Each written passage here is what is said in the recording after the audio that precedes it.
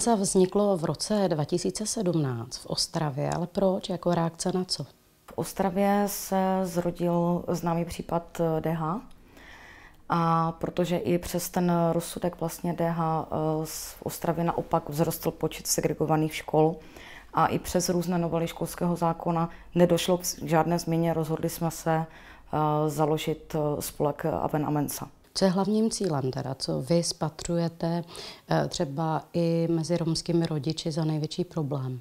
My jsme přišli na to, že tu změnu lze udělat ze spod. Hlavním problémem, nebo jeden z hlavních problémů je to, že jsou rodiče špatně informovaní, nemají vůbec ponětí o tom, která škola je kvalitní, jak může dítěti poškodit segregovaná škola nebo nekvalitní vzdělání. Co je teda hlavním cílem? Vy máte zmapované školy v Ostravě, víte, která má jakou úroveň vzdělanostní, která je segregovaná, není, jakou má třeba úspěšnost potom přijetí na učební obory nebo střední školu a snažíte se s těmi informacemi pracovat s rodiči? My děláme vlastně kampaně zápisu romských dětí do kvalitních základních škol. A ty kampaně spočívají v tom, že předáváme rodičům informace o tom, která škola je kvalitní a na základě těchto informací se dokážou rozhodnout pro výběr dobré školy pro své dítě. Co všechno jim říkáte v rámci těch kampaní? My je hlavně motivujeme k tomu, aby pro ně bylo vlastně prioritou vzdělání jejich dětí. Bývá v těch rodinách i nízké sebevědomí, jak těch rodičů, tak i těch dětí, protože sami ti rodiče neměli dobrou zkušenost se svým vzděláváním a chodili většinou do speciálních škol. Jak už jsem říkala, říkáme jim o tom, která škola je kvalitní, jak probíhá vůbec vzdělávání na různých školách. Třeba i zápis?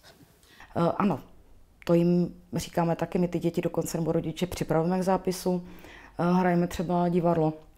Zkoušíme si, jak by takový zápis mohl proběhnout, s jakými problémy se tam u zápisu můžou setkat, jak můžou reagovat, naopak, jaké jsou povinnosti pro přijetí vlastně dítěte do školy, nebo co by dítě a rodič u toho zápisu měli absolvovat. Takovým specifikem těch vašich kampaní a i té následné práce je, že si mezi těmi rodiči vybíráte takové jako přirozené lídry a ty využíváte v té kampani. Co je zase jako cílem téhle myšlenky? Jedním naším cílem je vlastně zapsat co největší počet dětí do kvalitních škol. A dalším cílem je vybudovat přímo v těch lokalitách lídry z řad těch rodičů.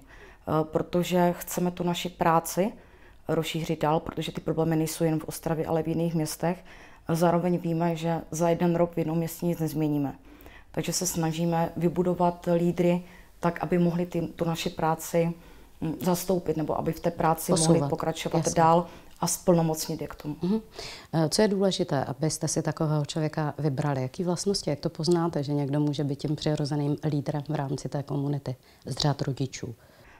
My v prvé řadě vždycky v té lokalitě děláme komunitní akce, kde se sejdou všichni lidé. Staří, mladí děti a tam už poznáte v té lokalitě nebo hned na té komunitní akci, jak ostatní lidé vnímají toho člověka, jak je ten člověk aktivní, jakým způsobem se zapojuje. Kolik máte takových rodičů dneska? My už máme vybudovaných, já si dovolím říct, 7 profesionálů.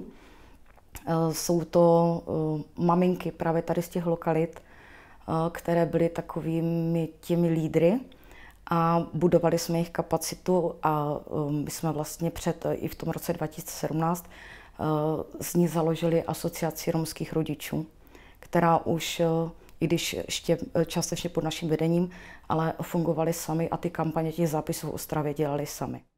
Když jsme u těch čísel, tak dokážete říct, s kolika rodiči a dětmi pracujete? Každá tady z těch organizátorek komunit, my říkáme organizátoři komunit, tady z těch 7, každá v té lokalitě má další svoje 2-3 lídry a celá ta skupina vlastně pracuje v každé lokalitě zhruba se 100 rodiči. Pro tenhle druh práce je určitě důležité spolupracovat taky s těma školami. Tak do jaké míry jsou pro vás učující dobří pedagogové ochotní s vámi spolupracovat a jak se vám to daří? Někde se ta spolupráce daří a někde ne. Pro nás je ta spolupráce opravdu důležitá, protože ten posun nebo ten výsledek je potom určitě rychlejší a je více efektivní. Výborně to třeba funguje v Porubě, kde ale funguje zřizovatel jako obec a škola dohromady. Jo, tam opravdu třeba ta obec se stará o to, nebo snaží se, aby se ze škol nestala segregovaná škola, aby děti byly rozprostřeny do těch škol tak, aby tam nedošlo k další segregaci.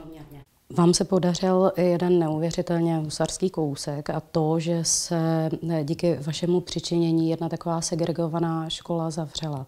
Kde a díky čemu? Nám se podařilo za ty 4 roky uzavřít několik tříd.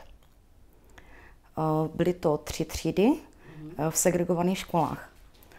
Bylo to způsobeno tím, že jsme opravdu z té lokality ty rodiče informovali o těch školách, o kvalitách a ti se rozhodli vybrat si kvalitní školu, takže ta segregovaná škola přicházela o žáky. A protože tam neměli, tím pádem se uzavřely vlastně třídy. Ale podařilo se nám uzavřít vlastně celý první stupeň školy, to je v Ostravě Porubě. A tento rok dobíhá druhý stupeň, který bude taky zrušený. A bylo to díky samozřejmě zapojení našich rodičů do kampaní, ale také díky spolupráci s obcí. Jak moc vám pomáhá, Jolano, to, že vy jste sama takovou jako velmi respektovanou, přirozenou autoritou mezi Romy, mezi organizacemi, ale také samozřejmě na druhé straně zástupci obcí a škol. Do jaké míry vám vlastně důvěřují ti lidé, když vás znají, když vědí, že jste jednou z nich, že jste Romka, že se o tu věc opravdu zajímáte? Ta naše práce je tady na tom postavena, je opravdu postavena na důvěře. Protože kdyby mě ti lidé neznali, tak mě asi neposlechnou, nebo já nechci říct poslechnou, ale Neberou si tu radu tak vážně přesně a tak rychle. Přesně tak, vidí, že jsem z toho samého prostředí, že jsem jako oni, že nevím, nefunguji prostě jako nějak povýšeně a asi proto je tam ta důvěra taková. Podobně na tom i Mirek a Magda? Tam se na to, protože vy pracujete v téhle trojici především. Určitě. Já jsem měla zkušenost vlastně 7 let v terénu, kdy jsem pracovala v neziskové organizaci a 7 let jsem vlastně pracovala v těch vyloučených lokalitách. Mirek tady v Ostravě vyrostl a Lenka přijela z Prahy a neměla z terénem nějak velkou zkušenost, ale postupem času, když s náma vlastně začala chodit k těm rodinám, začala je poznávat, tak už je respektovaná i tady v Ostravě. My jsme dneska byli svědky toho, že i k tobě domů přišli konkrétní rodiče. S jakým problémem a co jsou vlastně ty nejčastější problémy, které řešíte? My se poslední dobou hodně často setkáváme se šikanou. Šikana ze strany učitelů k dětem. A to jak na základních školách, tak bohužel už i mateřských školách a i na středních školách.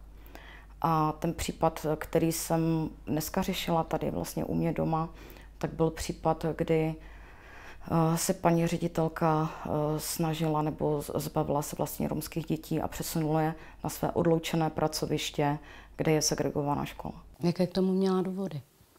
Důvod maminka udává, to bylo to šetřeno vlastně i Českou školní inspekcí, že když dítě vycházelo ze školy ven, tak na něho silně zakřičela paní učitelka a to se tatínkovi toho dítěte nelíbilo, takže na to reagoval a taky křičel a paní ředitelka tvrdí, že se bojí, že učitelé se bojí toho tatínka a že tam ty děti už nechce a proto je přesunula na jinou budovu.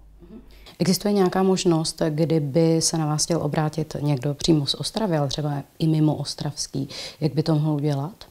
Určitě ano. My jsme rozděleni do 3 takových sekcí. Jedna sekce je organizování komunit, druhá advokacie a 3 výzkumy. Takže přes mailovou adresu třeba? Určitě ano. Na našich stránkách Aven a Mensa máme dokonce i facebookové stránky Aven a Mensa. A neřešíme problémy, kdy se na nás, jen v Ostravě, když se na nás obrátí kdokoliv z jiného města, tak určitě rádi pomůžeme.